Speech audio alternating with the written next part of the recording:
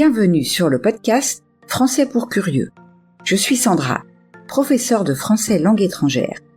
Et ici, je vous parlerai des aspects intéressants, divertissants ou même étranges des cultures françaises et francophones.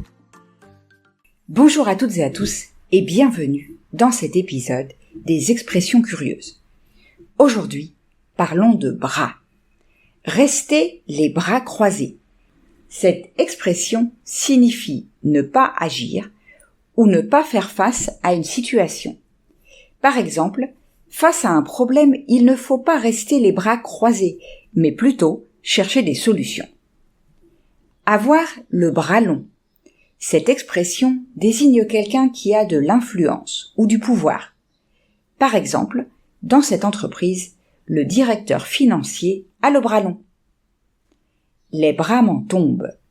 Utilisé pour exprimer la stupéfaction ou l'incrédulité. Par exemple, quand j'ai appris la nouvelle, les bras m'en sont tombés.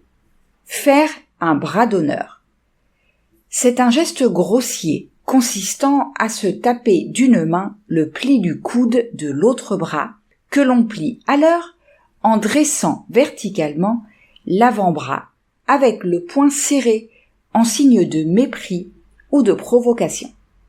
Par exemple, il a perdu son sang-froid et a fait un bras d'honneur à son collègue.